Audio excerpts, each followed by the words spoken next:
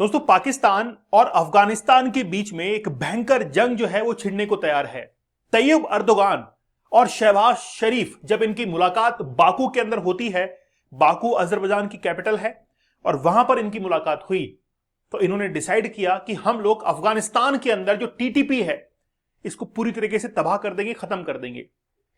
अब तीसरे दौर की जो वार्ता है बिटवीन पाकिस्तान एंड अफगानिस्तान वो कोलैप्स हो चुकी है। अब कोई भी वार्ता नहीं होगी। बात यह है कि पाकिस्तान उन शर्तों को मानने को तैयार नहीं है जिस पर अफगानिस्तान यह कहता है कि वाकई में आप जिस तरीके से हमारे ऊपर प्रेशराइज कर रहे हो, पॉलिटिकल प्रेशर डाल रहे हो, वो हम लोग मानेंगे नहीं। और पाकिस्तान जो है वो मानने को तैयार नहीं है कि नहीं, हम तो रिटर्न के अंदर इसकी अनुमति लेंगे। तो बात यह है कि अफगानिस्तान और पाकिस्तान के बीच में इस्तांबुल में जो मीटिंग हुई है, तीसरे दौर की जो वार्ता थी वो विफल हुई है। और आगे नक्शे कदम कुछ इस प्रकार से दिखाई दे रहे हैं कि पाकिस्तान और अफगानिस्तान दोनों आमने सामने होने वाले हैं। मैं आज आपको कुछ महत्वपूर्ण बातें बताऊंगा जिसमें यह प्रूव हो जाएगा कि आगे आने वाले समय के अंदर पाकिस्तान और अफगानिस्तान के बीच में युद्ध जरूर छिड़ेगा। मैं पहले ही क्लियर कर देता हूं, मैंने पहले भी क्लियर किया है अपने कई लेक्चर्स के अंदर, जहां जहां अमेरिकन की एंट्री है और जिन जिन देशों को अमेरिका ने हेल्प की है वहां वहां जंग छिड़ी है। यह बात जरूर याद रखिएगा। चलिए बड़ा विस्तार से बात करते हैं, लेकिन रिसेंटली अपडेट यह है कि अफगानिस्तान और पाकिस्तान के बीच में जो पीस टॉक थी वो कोलैप्स हो चुकी है और इस्लामाबाद बियॉन्ड कैपेसिटी, इस्लामाबाद क्या कह रहा है कि ये बियॉन्ड कैपेसिटी है। दोस्तों, हमारा 75 डेज का हार्ड चैलेंज बड़ा जबरदस्त है, आप जरूर इसको ज्वाइन कीजिएगा। देखिए, जिंदगी के अंदर और है क्या, चुनौतियां हैं, और जिसने सही अवसर पर चुनौती को स्वीकार किया है वही व्यक्ति जीवन में आगे बढ़ा है। नहीं तो जिसने चुनौती को स्वीकार नहीं किया उसने आज तक क्या हासिल किया है। आप देखिए कि जो बड़े बड़े लोग हैं जिन्होंने अपने जीवन के अंदर कुछ हासिल किया है तो उन्होंने चुनौतियों को स्वीकार किया है। आप भी चुनौती जो है स्वीकार कीजिए। 75 डेज का हार्ड चैलेंज या फिर 175 डेज का हार्ड चैलेंज आप लोग जरूर ज्वाइन कीजिएगा, जिसमें मैंने साइंटिफिक टेक्निक्स बताई हैं कि आप लोग इस एडिक्शन से बाहर निकलकर कैसे अपने कंसंट्रेशन और फोकस को इंप्रूव कर सकते हैं, क्योंकि वही तो खेल है।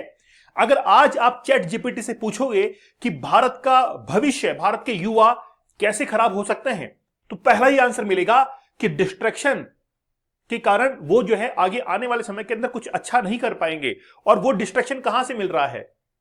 इंस्टाग्राम, यूट्यूब शॉर्ट्स, यहां से हमको डिस्ट्रैक्शन मिल रहा है, और फिर सोने पर सुहागा, ये एडिक्शन है। चलिए बात करते हैं। तो piece talk between Afghanistan and Pakistan have collapsed through a cease fire between the two neighbours remains in place, the Taliban confirmed on Saturday. तो तालिबान ने कंफर्म कर दिया है कि हमारे और पाकिस्तान के बीच में जो पीस टॉक चल रही थी वो पूरी तरीके से कोलैप्स हो चुकी है। अब इसके ऊपर कोई बात नहीं की जाएगी। वास्तव में तो क्या था कि यूएसए ने कहा कि अफगानिस्तान और पाकिस्तान के बीच में सीज फायर साइन होगा। कतर में इनकी मुलाकात हुई। कतर की राजधानी कैपिटल जो है दोहा है। वहां पर कतर और टर्की ने मिलकर यह डिसाइड किया कि हम लोग पाकिस्तान और अफगानिस्तान के बीच में पीस टॉक करवाएंगे। फिर उसी समय कतर ने यह भी डिसाइड किया कि ये एक मीटिंग में पॉसिबल नहीं हो पाएगा, इस पे 4-5 मीटिंग्स करनी पड़ेंगी।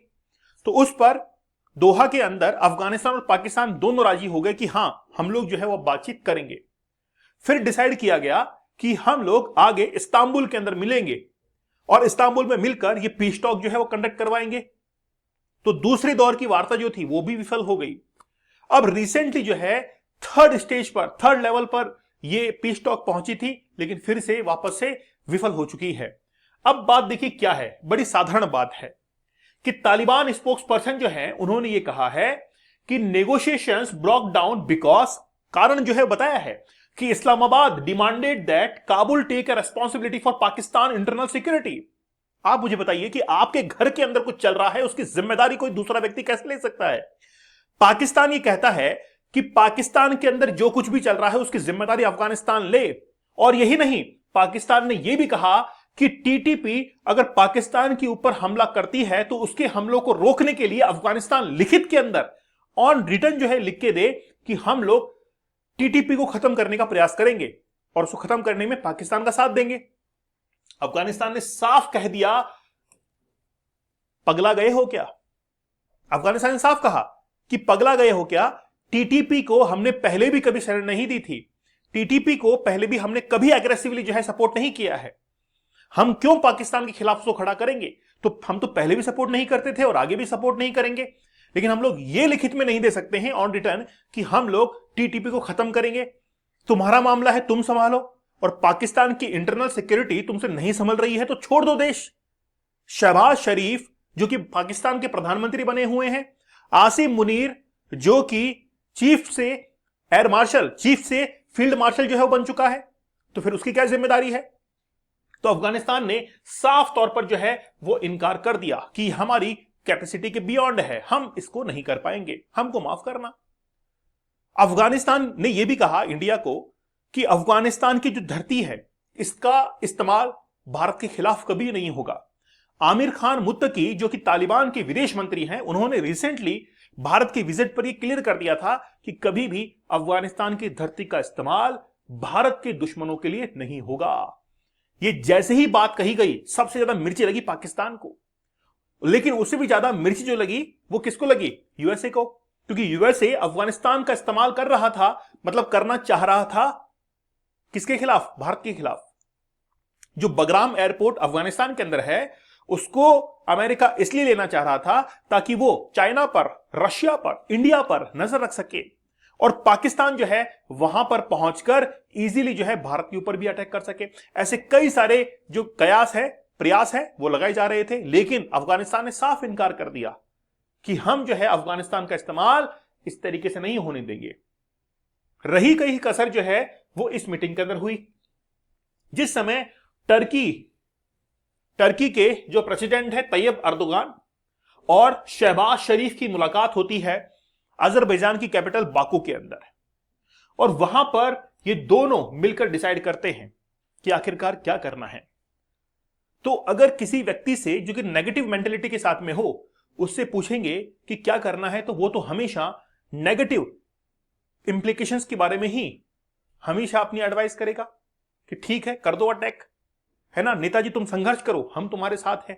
और नेताजी संघर्ष करने जाते हैं तो नेताजी अकेले रह जाते हैं, पीछे मुड़ के देखते हैं जनता है ही नहीं। तो भारत का आज सबसे बड़ा जो एनिमी है वो कौन है, क्या वो चाइना है? हां बिल्कुल, चाइना पहले नंबर पर है, दूसरे नंबर पर पाकिस्तान है, और तीसरे नंबर पर किसका नंबर आता है, टर्की का आता है। तीसरा भारत का सबसे बड़ा दुश्मन कौन है, यही है। जम्मू एंड कश्मीर के मुद्दे पर हमेशा टर्की ने स्पीच दी है और यह कहा है कि पीओके का संबंध पाकिस्तान से है, और भारत ने फिर अच्छे से उसको सुनाया है, मतलब धो डाला है कई बार।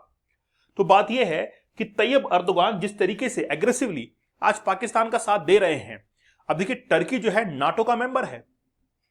जिस समय यूक्रेन को नाटो के अंदर शामिल किया जाना था उस समय टर्की ही वो देश था जिसने इनकार किया था कि यूक्रेन को शामिल नहीं करना है, और ऐसे कई सारे रिकमेंडेशन जो है वो टर्की ने दी थी। अब पाकिस्तान को यह लगता है कि अफगानिस्तान का साथ भारत दे रहा है और भारत के इशारों पर ही ये सब कुछ हो रहा है। लेकिन मुझे इतना लंबा समय हो चुका है इस टॉपिक को कवर करते हुए, मुझे पर्सनली ये लगता है कि ये सब कुछ अमेरिका का करा धरा है। अमेरिका वाकई में चाहता है कि पाकिस्तान और अफगानिस्तान के बीच में पीस ट्रीटी साइन ना हो, और पाकिस्तान यानी कि अफगानिस्तान के साथ में अगर साइन हो भी जाए तो पाकिस्तान का वो इस्तेमाल करे ईरान के खिलाफ, पाकिस्तान का इस्तेमाल करे वो भारत के खिलाफ। लेकिन अमेरिका ये चाहता है कि उसके वेपन्स जो है वो कंज्यूम हो, वो अपने डिफेंस के इक्विपमेंट बेचना चाहता है पाकिस्तान को, और वो उनका इस्तेमाल बखूबी पाकिस्तान करेगा। और आज पाकिस्तान न्यूक्लियर जो एक्सपेरिमेंट है, टेस्ट है, वो कर रहा है और यूएसए के नाक नीचे कर रहा है। यूएसए खुद कह रहा है कि पाकिस्तान जो है वो कोई ना कोई न्यूक्लियर रिसर्च कर रहा है, न्यूक्लियर टेस्ट कर रहा है ना। तो पाकिस्तान को ये लगने लगा कि यार ये तो कभी दोस्त जैसा बिहेव करता है, कभी दुश्मन जैसा। कल को हमारे साथ था, हमने हाल ही में, मतलब पाकिस्तान ने हाल ही में अमेरिका के साथ में डील की और जो पसानी पोर्ट है वो अमेरिका के हवाले कर दिया, और वहां से रेयर अर्थ मिनरल्स अमेरिका में पहुंचेंगे। तो पाकिस्तान को लगने लगा कि अब तो मित्रता हो गई है, अब तो ये हमारा दोस्त बन गया है। और कुछ दिनों बाद ही न्यूज आती है, अमेरिका ये कह देता है कि पाकिस्तान जो है वो न्यूक्लियर टेस्ट कर रहा है। बस हवा टाइट हो गई पाकिस्तान की। पाकिस्तान को लगने लग गया कि हाँ यार ये तो वही व्यक्ति है दोहरा चेहरा है। एक तरफ जो है हमारा माल खींच लिया और दूसरी तरफ हमारी ही बुराई कर दी। तो पाकिस्तान को यह बात समझनी पड़ेगी, नहीं तो पाकिस्तान देखिए अपने कॉन्स्टिट्यूशन के अंदर अमेंडमेंट करने जा रहा है। ऑलरेडी पहले भी 4 बार वो अमेंडमेंट कर चुका है, अब चौथी बार यानी कि 4 बार कर चुका है, 5वीं बार अपने कॉन्स्टिट्यूशन के अंदर अमेंडमेंट करने जा रहा है। मतलब पूरा का पूरा संविधान ही साफ और नया संविधान बनेगा, ऐसा प्रावधान वहां पर होने जा रहा है।